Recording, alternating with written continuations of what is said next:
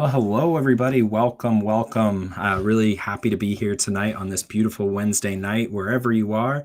I'm really excited to see that there are already a few folks there in the chat. So, hello there, Rolf and hashtag Rolf.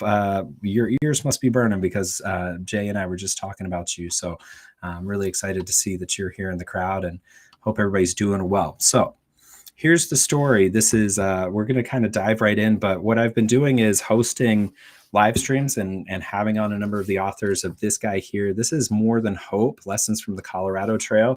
It is a collection of 11 different essays by different people who've completed the Colorado Trail either in one fell swoop or maybe over sections. And when we put together the book, the task was just think about your hike. What was a lesson you learned? Sum it up in one word and then develop it into a whole chapter. And so most recently, we hosted Ariella Nardizzi, and she had just a really incredible chapter about anxiety and talked quite a bit about her experience hiking the trail and processing through a number of different issues with dealing with anxiety and getting out on trail and being afraid at different points. And so it was a really great conversation. If you have an opportunity, go back in the different live stream recordings. You can find that and still listen to it anytime you want. It's right up there. It's only about an hour long, and it's well worth a listen. Now, tonight, we also have another treat here. This is, we're going to be talking tonight to Jay France. His trail name is Meat Grinder. We'll probably hear the story about that soon. And he wrote a chapter called The Rewards of Discomfort. And when you pick up your copy, and I'll tell you how to get it sometime soon here. I probably should tell you right now. But when you get your chapter, one of the real joys of this chapter here is that instead of trying to tackle the whole entirety of 500 miles in 20 pages, Jay really drills down on one specific day on trail to talk about that one event. And so to reflect on it, really peel back the layers on what that day meant. So to give you a little bit more background, Jay is a very accomplished writer. He actually wrote his own book that I would say is just one of my absolute favorite books, and certainly my favorite about the PCT. And that is a book called 5 Million Steps. And this is 5 Million Steps, Hiking the Pacific Crest Trail After 3 Decades of Service to Our Nation. And it was a book about his PCT through hike that did a really nice job of covering quite a bit of his experience, both hiking the trail, also what his years in service meant, and all the different events throughout the course of his life that shaped him into the person he is today. Currently, not even currently, before I move past that, I should also mention that when the book was released, it was the #1 book on Amazon in Inventor Travel. It is phenomenally well written. I don't need to tell you all, but I've read a lot of books, particularly books about travel. And this one is 5 Million Steps is in the top of my favorite books, particularly one of my top favorite hiking memoirs. So certainly pick up a copy of that. Now, we're going to bring Jason in here shortly, and I want you to know that you can find much of his other writing. He is currently putting together a couple of essays here and there for the PCTA, Pacific Crest Trail Association's blog. You can go pick up more of his writing there. But without further ado, let's go ahead and bring him in here. Ladies and gentlemen, I am so thrilled to bring you here, Jay Meat Grinder France. How are you doing tonight? Hey, I'm doing great, Jared. I really appreciate you having me on. And I gotta, say in the public forum here, thanks for all the great info you put out about the Colorado Trail. After hiking the PCT, I was trying to figure out what I wanted to do next, and it turned out to be the CT. And the first spot that I saw that I could go to get some good scoop info and just some great talks and info about it was your YouTube channel. And so I'm glad I got the opportunity to say thanks in public here. But yeah, and thanks for the kind words and the kind intro. And I've been excited about this and really ready to jump in and take it wherever you want to, my friend. Absolutely. Well, thanks again. I'm glad that you found those videos because this is one of the joys Colorado Trail community is that it brings people together, and I get to meet people and know people who you and I haven't even met in person yet. And I feel like I know you and know so much about you. So it's really cool and even Rolf and I've had this conversation before we met. I felt like I knew him before we ever sat down and shared a beer together.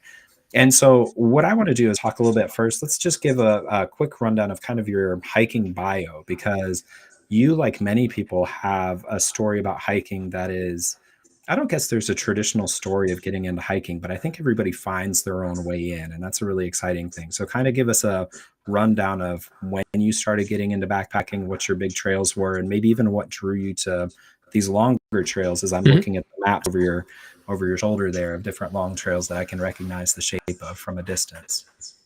Yeah, so I was born and raised up in Washington State, on a island called Whidbey Island. A lot of people say it's in the San Juans, but it's not.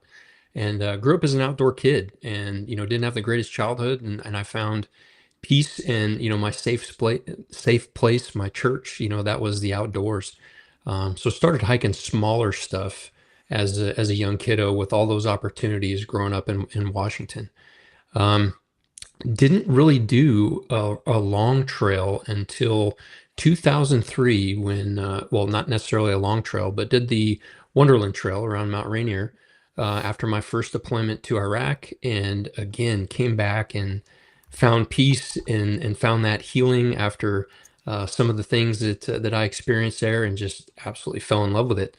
Then it wasn't until after I retired that I did the Pacific Crest Trail. A lot of little stuff in between there, the Northern Loop Trail. I moved around a lot while I was in the Air Force for 31 years and took advantage of the smaller stuff. But the big things didn't come until after 2 weeks after I retired. Started the PCT, followed a childhood dream. Did that in 21, and then the Colorado Trail in 22, Tahoe Rim Trail in 23, and then just finished the John Muir Trail back in September. So absolutely love it. Any day on the trail is a good day, long or short. But yeah, thanks for the question. Yeah, absolutely. So let's dive in a little bit here. I had initially mentioned that we were going to talk a little bit about sort of the Wonderland Trail, and for those folks who haven't seen your episode of Backpacker Radio, you talk a little bit about hiking it with a 110-liter pack. But I actually want to pivot to talk a little bit. I had mentioned this when we talked earlier about the TRT, the Tahoe Rim Trail. Yeah. And selfishly, it's because it's the most recent trail that I've hiked. But just kind of maybe give people like the rundown of the vibe of the TRT and your experience hiking that. So, sort of how long it took you and what it was like relative to a lot of the folks, as you know, came here from the CT. Uh-huh. And I'm pushing people actively go hit up the TRT, but kind of give them a rundown of your feel of it. Oh, it was great. I kind of fell in love with the Tahoe area while hiking the PCT. My family met me there, and I got off trail for 5 days. So we explored the area, and again, just fell in love with the place, and decided to come back. Started at Tahoe City, went clockwise.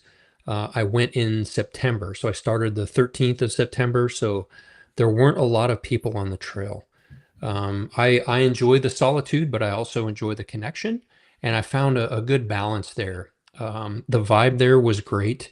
The community around all of the cities that go around Lake Tahoe, just so welcoming.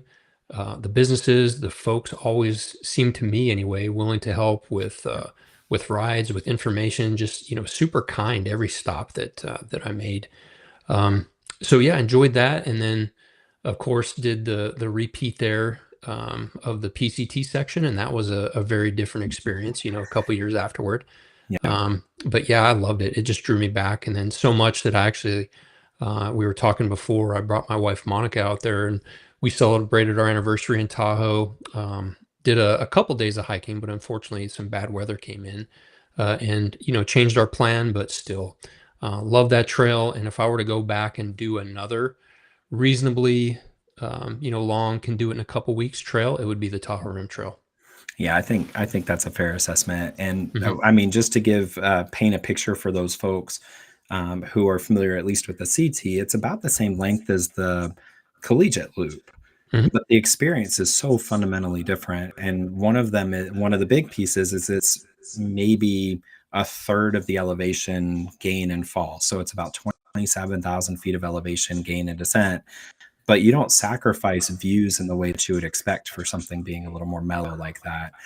One of the things I also learned about the trail, I met a trail maker there, is that they had been implementing new methods of trail making that were dealing with erosion in ways that were less intrusive to hikers. And for a clumsy person like me, basically what that means is they weren't putting in the big rocks to break up and send the water they were working with the natural flow, but it meant the trail was cruisy. I mean, just absolutely cruisy. I was able to Yeah. pick up a pretty good clip. It was pretty decent as well.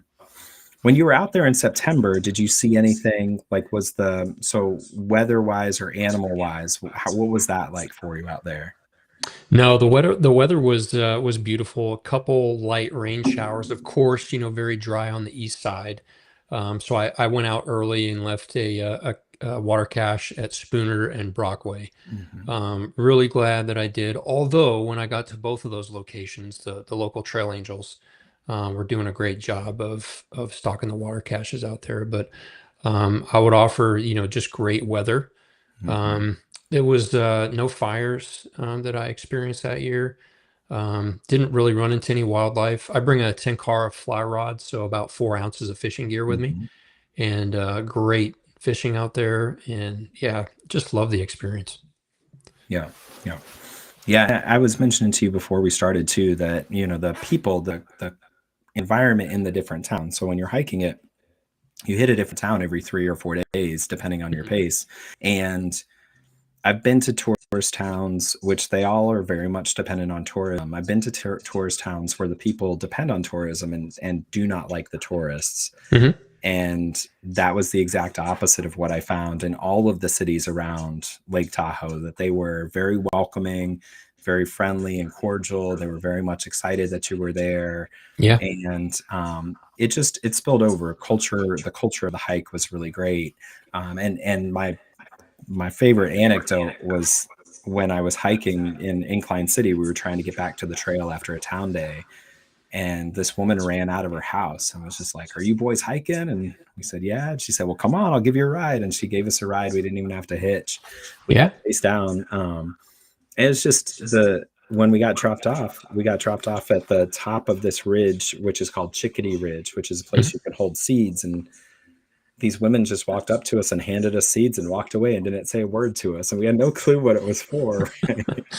And then we're just carrying the seed. And then we walk up and there are a bunch of people who are just sort of feeding the birds and stuff. And just such a cool experience and a really unique trip. Yeah. Yeah.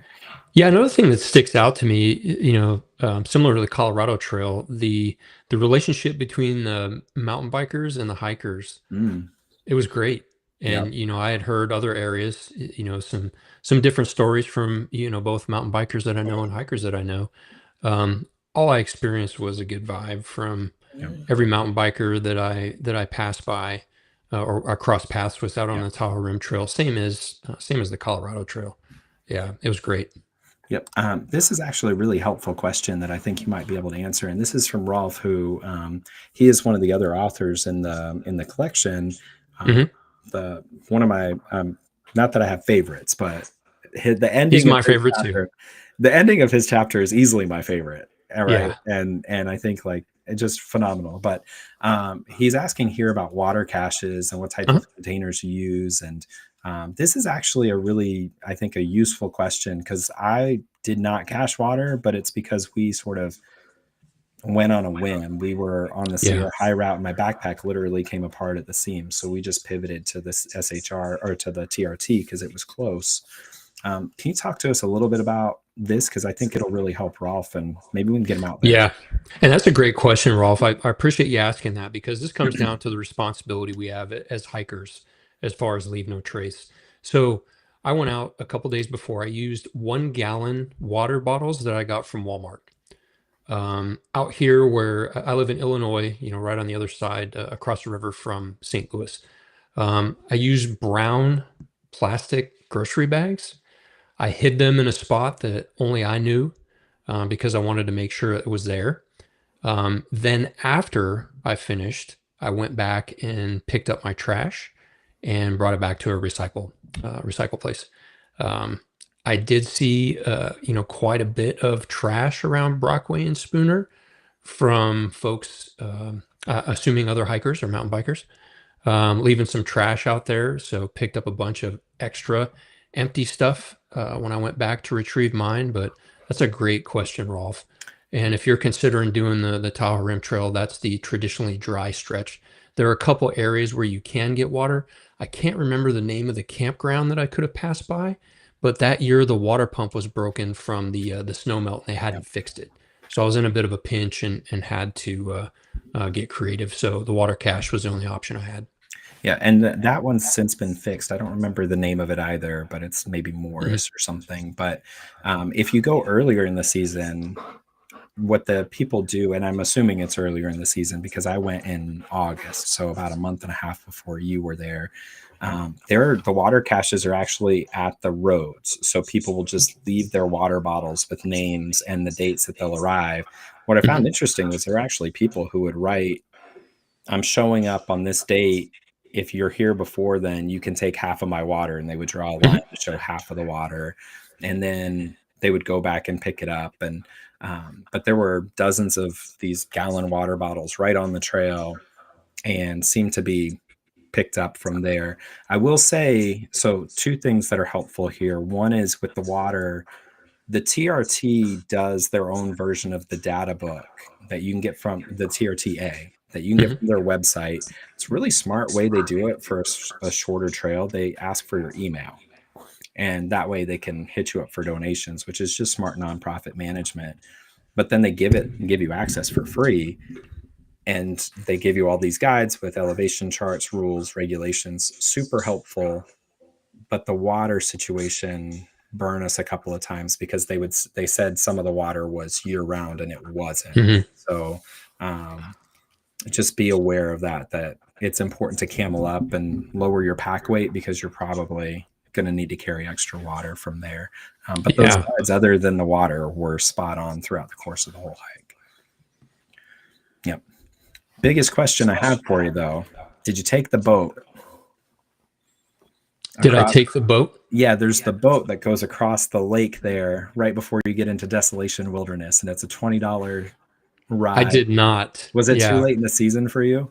Yeah. We Oh, got out to the lodge there yeah, and walked out there. We would have, but yeah, it wasn't running. gotcha. Yeah, it's the Echo Chalet, and they run it's Yeah. kind of cheating. You take 3 miles off of the trip for $20 on a boat. Yeah.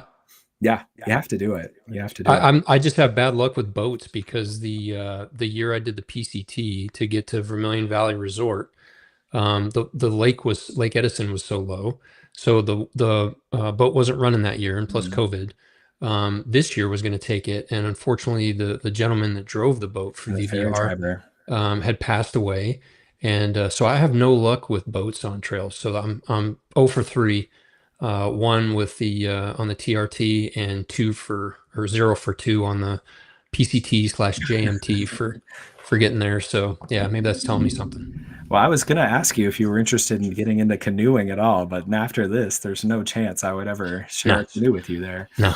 Yeah. Well, let's talk a little bit about your writing. And Yeah. so with the writing, I first became familiar with your writing from 5 Million Steps, which is Mhm. over for those folks who are watching. It's the book covers right over your head in the on the wall there. And then I asked you to write this chapter. You put together a really nice Mhm. chapter.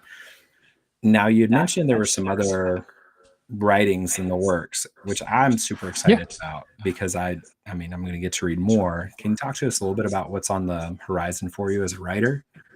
Yeah, what's on the horizon right now in the immediate future is, and Jesse Cody, if he's watching this from Hike the Good Hike, um, man, I've been on the hook for this for quite some time, and finally getting that time and space to do a piece for him.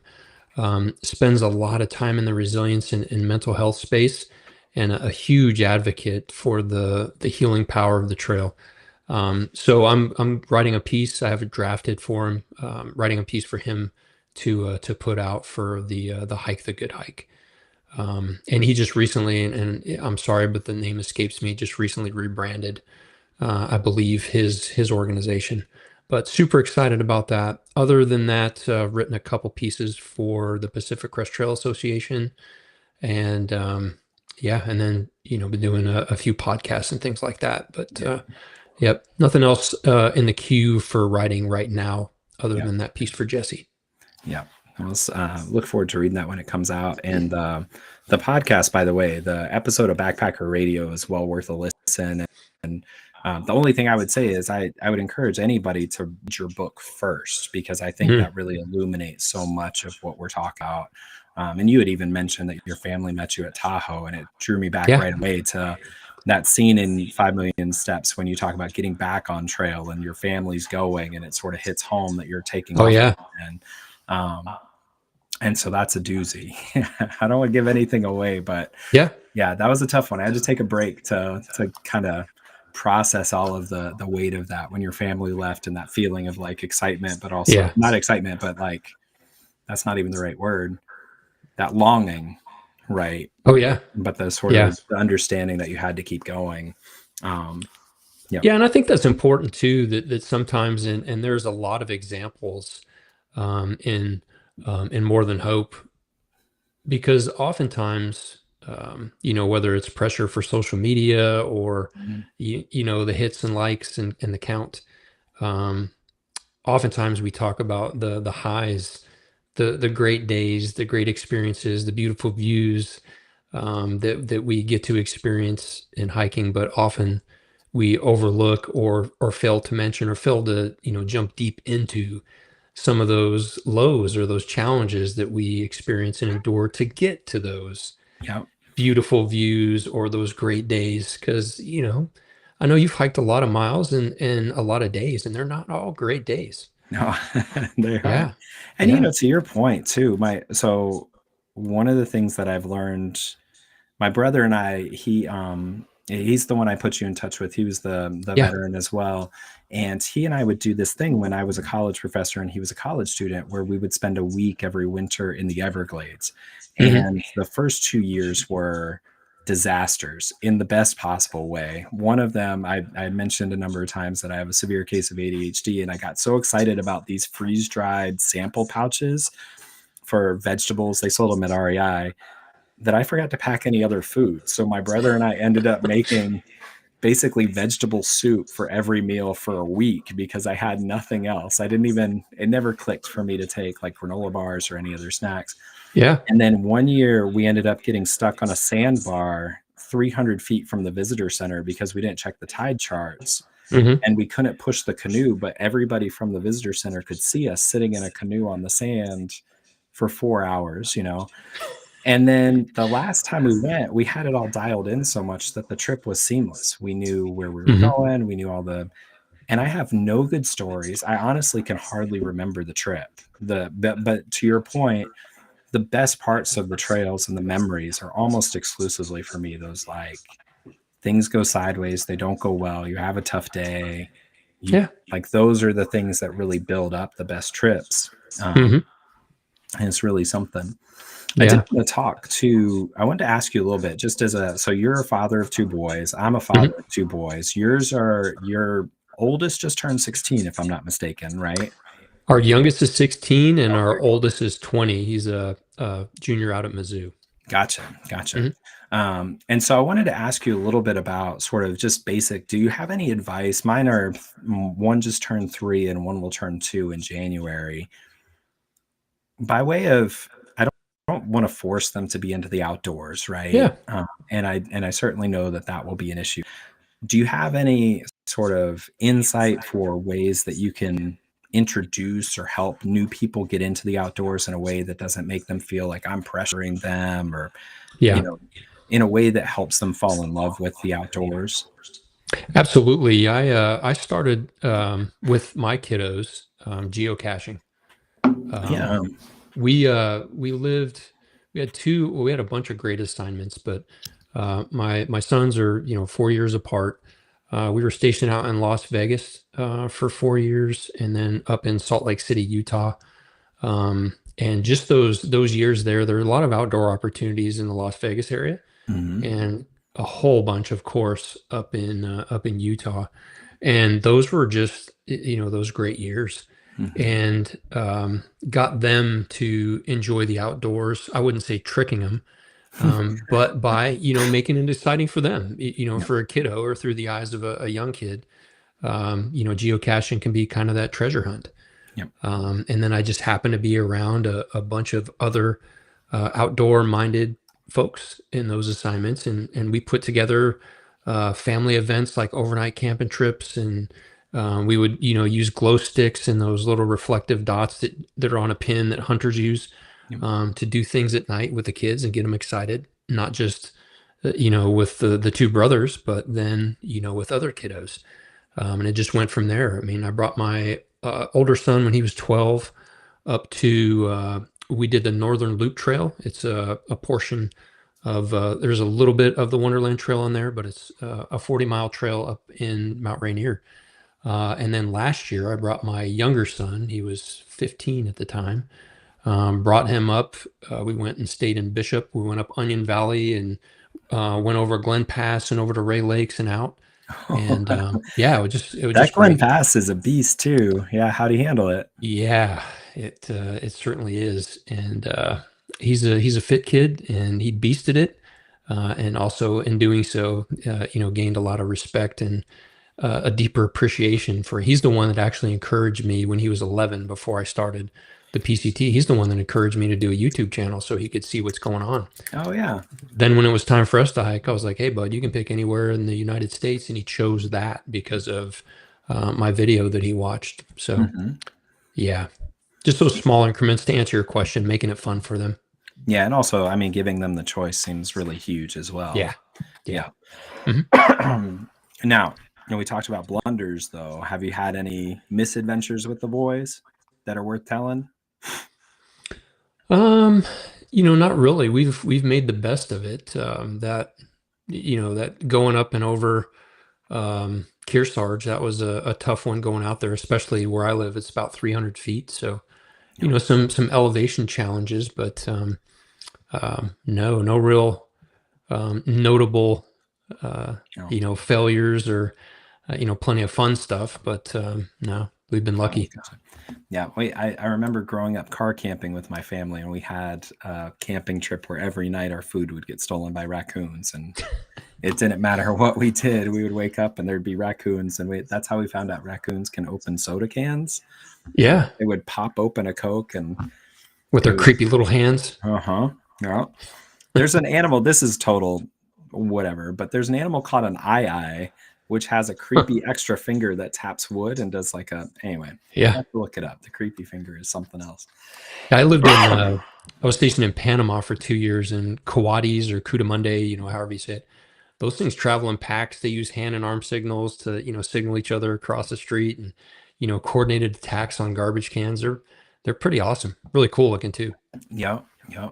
I mean, some of the creatures we've been seeing coyotes up in our part of Chicago. I mean, I live in a very populated area, and we had a coyote in my front yard a week ago.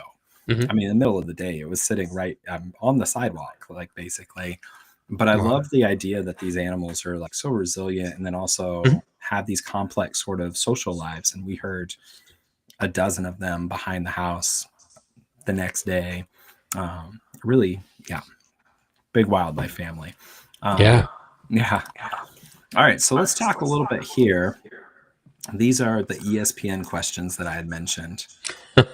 And all right, so which is worse, soggy socks or mosquitoes in your tent? And defend your answer. Mosquitoes in my tent. I can take off soggy socks and wring them out, or I can wear them dry. But the irritating noise of a mosquito, especially when I'm trying to sleep and can never find them, and if I turn on a headlamp and try to locate it and smash it against the side, I'm going to be losing. So Yeah. definitely I'll deal with soggy socks.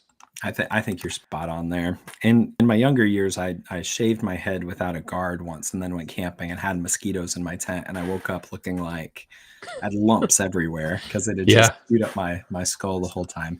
Yep. I agree with you. I can deal with soggy socks. In fact, on the JMT, the year that I had done it, I didn't even take off socks. I didn't take off my shoes for river crossings. I just walked straight through because I was either going to fall in the river or they were going to get wet one way or another. Right?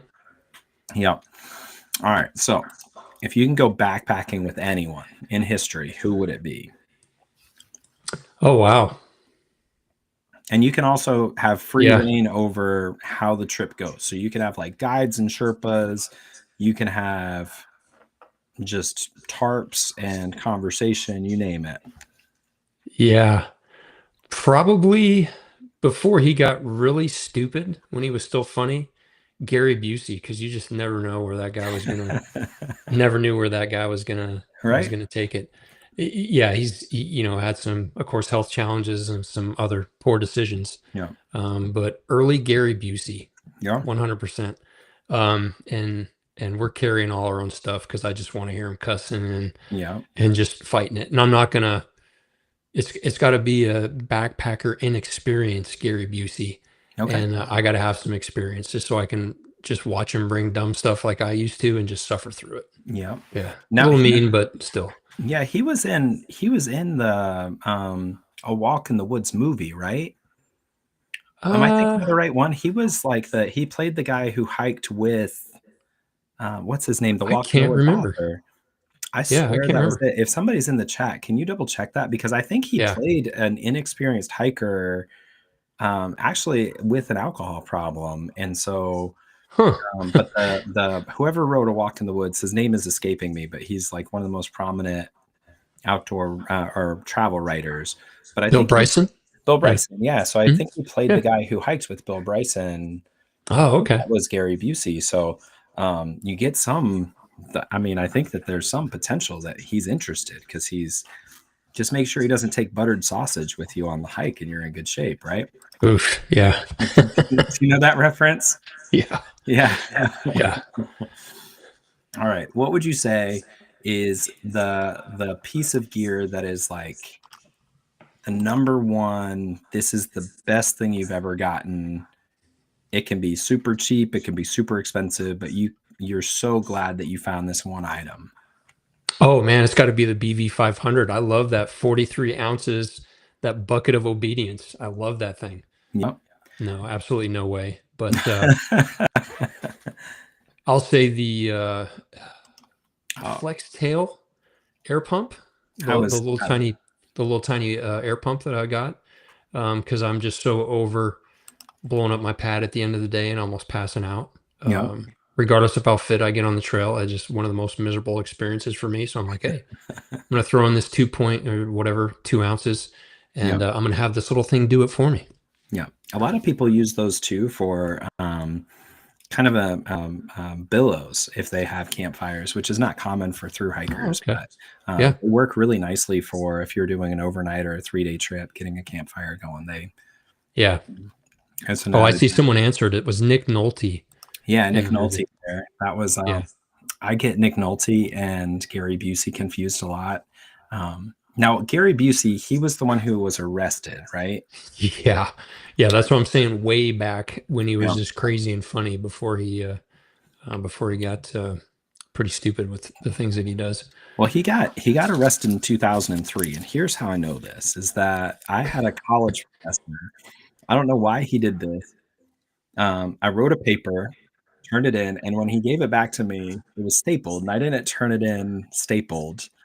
And as I was flipping through to see his comments, he had just stapled the mugshot randomly in the middle of my paper to give it back to me. And I Was it intentional though? yeah, oh yeah. He like printed it out and put it in there. And I think he had a note with it, but I have no idea what he was. I genuinely no idea why he picked me. We weren't particularly close. I wasn't very smart during that time. It was just, I just, yeah. It was 2003 or sometime therein that Mhm. he was there.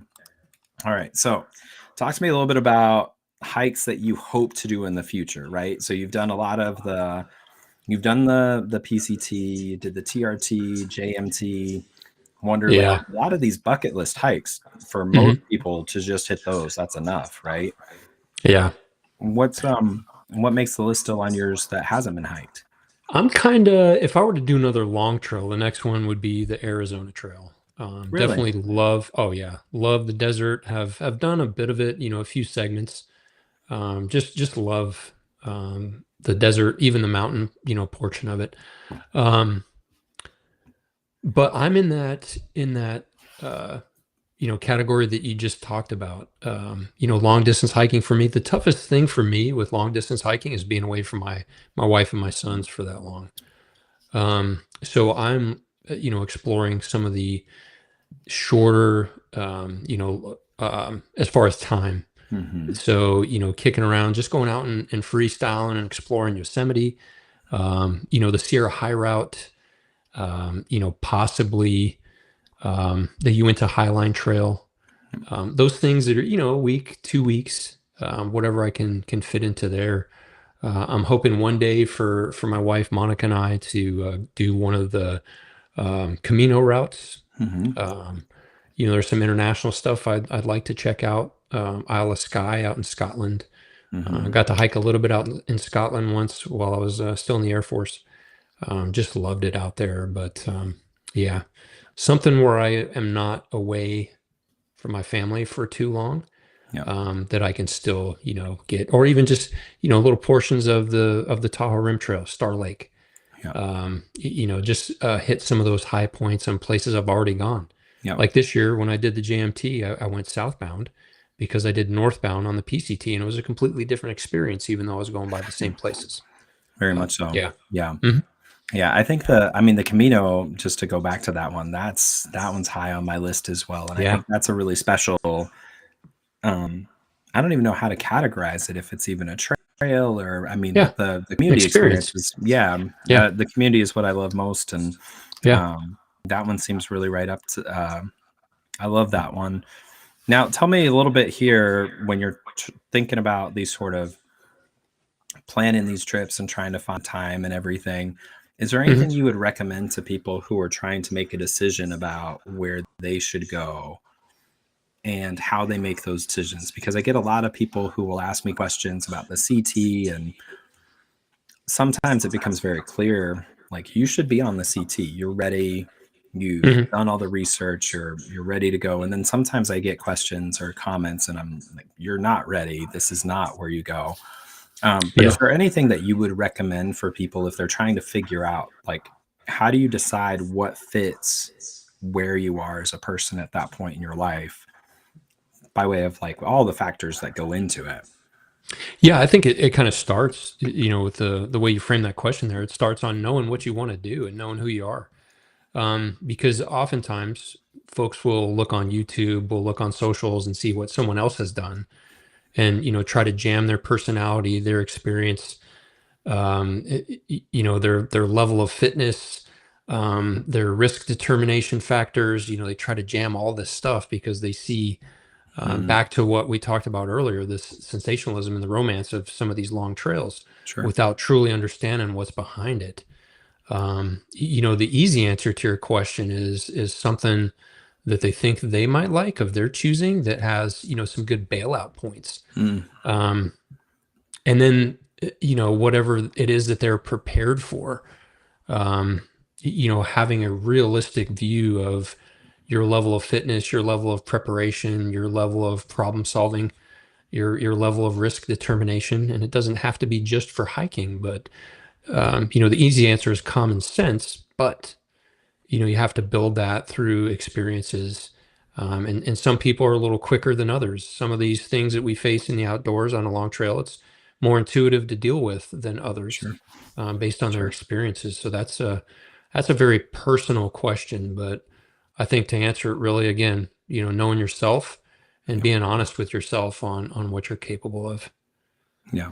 Yeah. And I Yeah. think it's spot on. And it's also really hard, right? Yeah. Because I think to your point about sort of social media, or, I'm guilty of this as a YouTuber, is you don't film when you're walking up the switchbacks usually. You Hmm. film on the flat spots, right? And so it Yeah. can give people the Same. impression that the trail is a lot easier than it is, and you cut out all the stuff where you're having a tough day or sort of Mhm. down, and so that honesty, I think works both ways. One of them is to be honest about what you're not capable of. And I have also seen a lot of people who struggle to be honest about the stuff they are capable of. So there are people who are very fit, very active, they've gone through all their gear, Mhm. and then they're not ready to pull the trigger on a hike, or they don't think they're ready. And like, God, Yeah. I'm dollars to donuts. You're going to make it to Durango or, to Happy Isles or wherever your goal is. Mhm. But I think that's a really smart way to think about it. What you said about know yourself and be honest about what you're getting into and what you really Yeah. want. Yeah.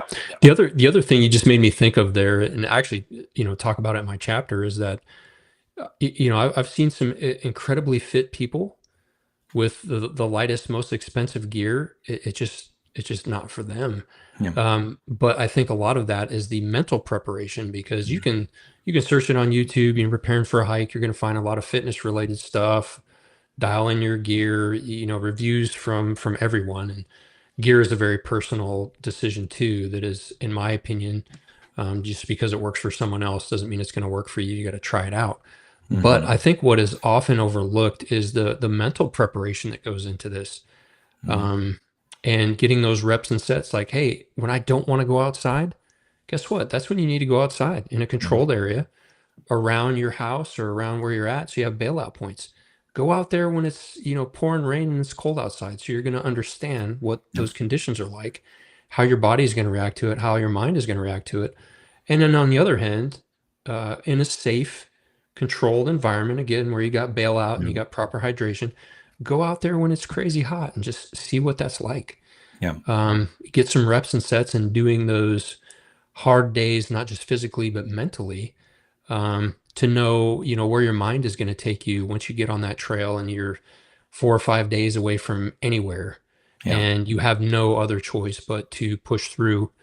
Mhm. If you choose to bail out at that point or stop your hike or continue, but there's a lot of that mental preparation and toughness that can be built, even when you don't have a pack on your back. Yeah, and I think we've talked a lot about. I I'm not the grumpy old man. I'm not saying you are, but I'm not the like all social media is bad, right? Mhm. But I do think that there's something to be said for how easy it is for us to tune out of those uncomfortable moments in the day to day. And I think a lot of people don't realize that when you get a blister on the trail on Kearsarge Pass, Mhm. you're not going to have a distraction. Every step you're going to be reminded there's a blister, Yeah. there's a blister, there's a blister. And so you have to build up that sense of mental toughness to be able to deal with you're going to hurt. There are going to be days when you're hurt, you're uncomfortable, Mhm. and you're not going to have a way to distract yourself. So you have to build up that tolerance in a lot of ways. And that's also part of why I love backpacking, because it gives you that opportunity to build that up. Um, Yeah. but I tell you, it's something. That goes into thoughts too, because many of the people, and I'm sure you've run into them too, we go out on trail to learn things about ourselves. We go, the therapeutic nature of the outdoors. We go to make peace with the things that are on our mind or our struggles. And you bring up a great point there. In the absence of distractions, that can be very difficult for some people. Mhm. When life has been throwing you a curveball for a whole bunch of years. I know my experiences on trails, sometimes, some of the toughest things that we experience in life, you don't get to pick when those revisit you.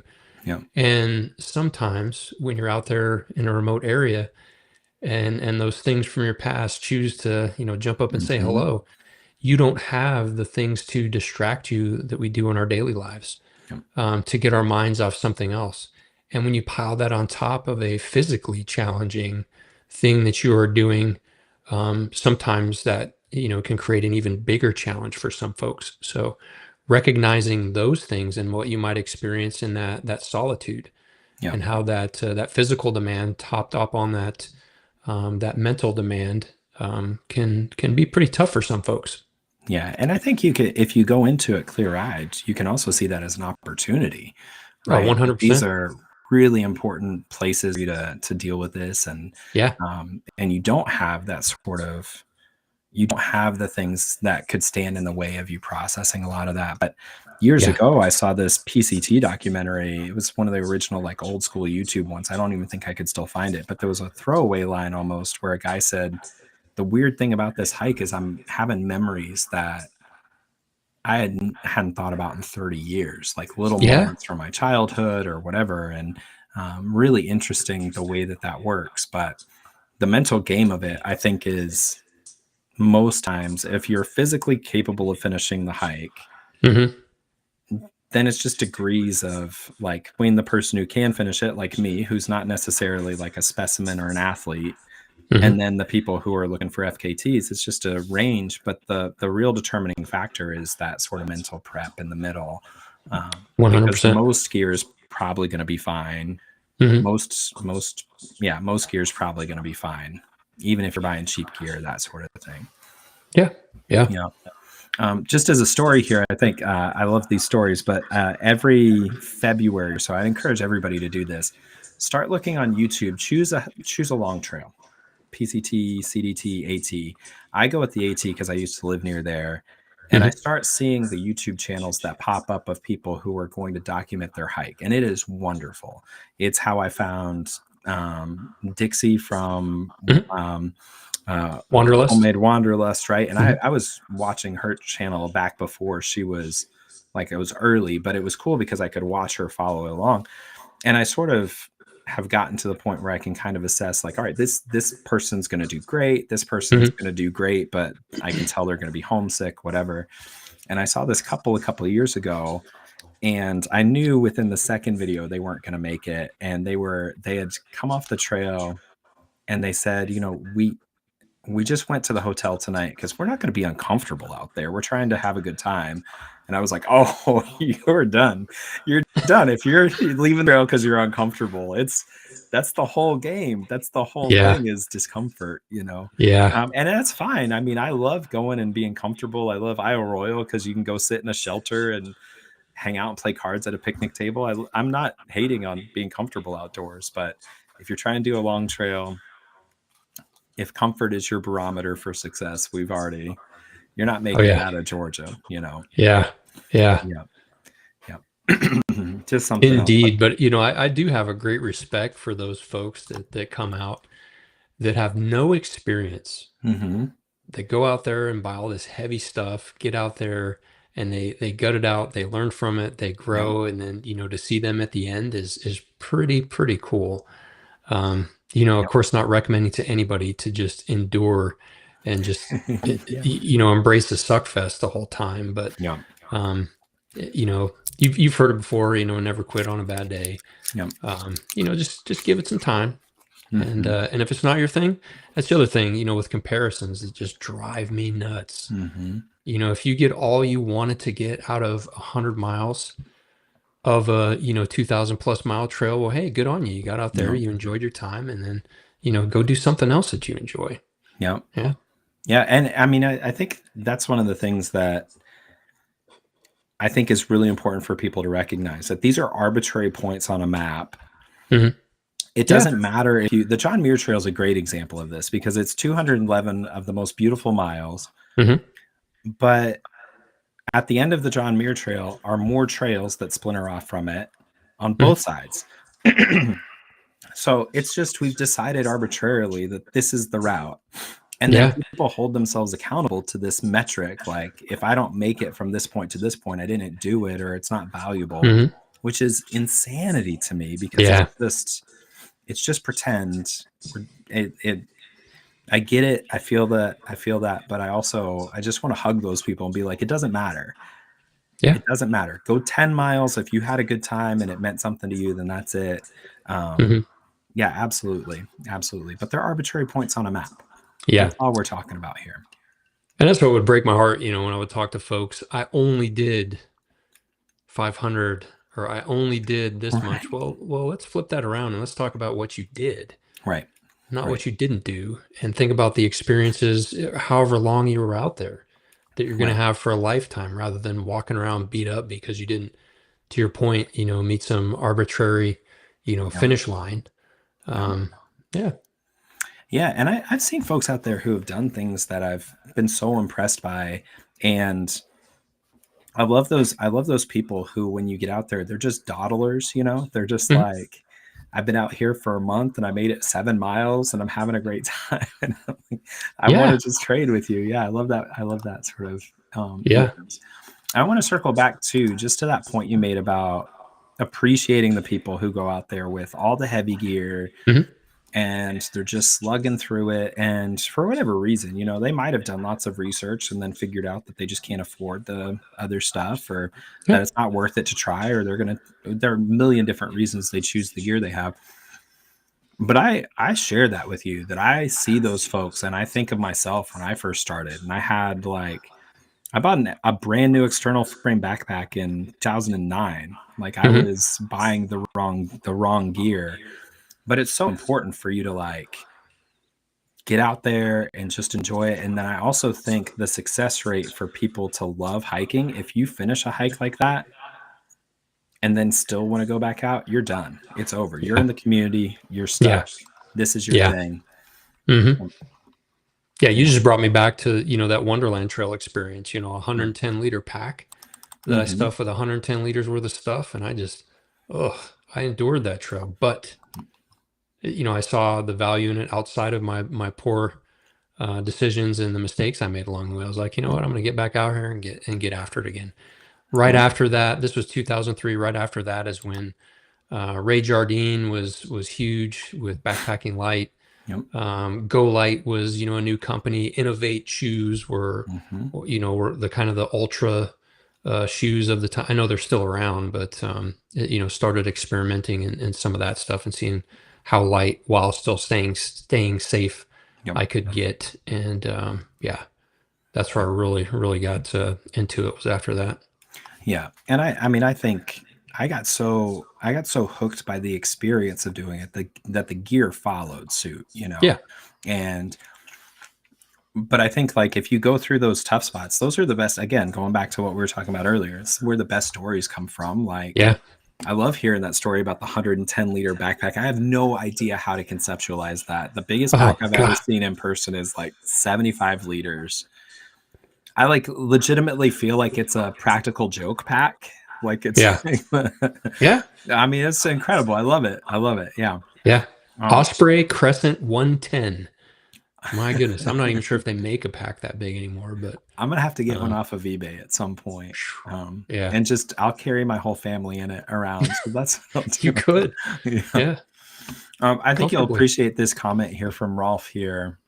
Oh yeah, And I think that's spot on too. And I think, yeah. kind of circling back to the book collection, I think that's why getting some of the chapters from the people who ended up not finishing in the calendar year as they had Hmm. hoped, right? I think that's why one of the things I appreciate about the authors through this book is that they were all willing to say, I really had my sight set on finishing, but here's what I did. And I think specifically Ruth's chapter, the second chapter, comes to Yeah. mind. And then seeing her go back out there and tackle it. Hmm. Now watching, if you all are watching Ruth Schabel, check out her Instagram and then also follow her stories on the track. She writes these beautiful blog posts, really absolutely stunning. But Yeah. I love that reframe, the way that she approaches it and talks about it in a way that's not, this is a failed through hike, but instead this is, I don't want to say dream deferred. That feels disrespectful to a lot of different people, but Yeah. in a sense, like that sort of dream deferred, right? Yep. All right. So I have one last ESPN question, and this is one of my favorites. If someone had to play you in a movie about one of your hikes, who would it be? Sub question: Hmm. what would the song be? Like the hit song from that movie, what would it be?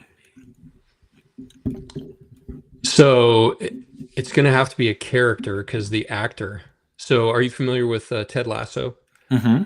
Yep. Yeah, Roy Kent. Um, you know, Yeah.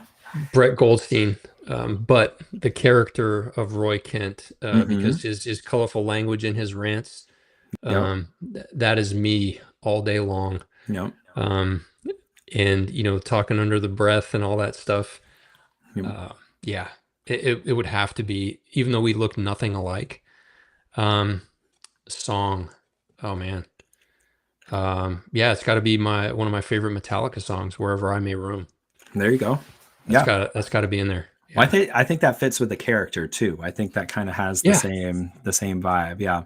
yeah, Yeah. What a great character, by the way. He's easily the best character outside of Ted Lasso on that whole show. yeah. And one of the more dynamic characters, I think. I'm excited about the new season coming out. Yep, absolutely. I Yep. still, I just want to try the shortbread cookies at some point. Yeah. Yeah. Well, let me share a couple last things here with everybody, just to make sure that you all are aware. This is just to make sure. I'm still working on this new app. So the first thing here is pick up your copy of More Than Hope if you'd like a copy. It's at backcountrychampions.org. I've been mailing them out right away, so check it out. If you'd like to get a copy, send me an email if you want to talk about it at all. I also, more importantly for this conversation, absolutely think you need to pick up a copy of 5 Million Steps, Hiking the Pacific Crest Trail after 3 decades of service to our nation. Jay had mentioned also it's on Audible, so I think this is specifically a book that would do well. Either I loved reading it, but it's also the kind of book that's so clearly written throughout. It would be a great listen to listen on a hike or listen at the end of a long day on a hike. So I think pick it up either way, Amazon or Audible. That's a great way to go. This is a separate one here. Check me out on Instagram, but check out Jay's. And when you go check out this Instagram, I want you to scroll back and just watch the progression through the Pacific Crest Trail hike of your facial hair.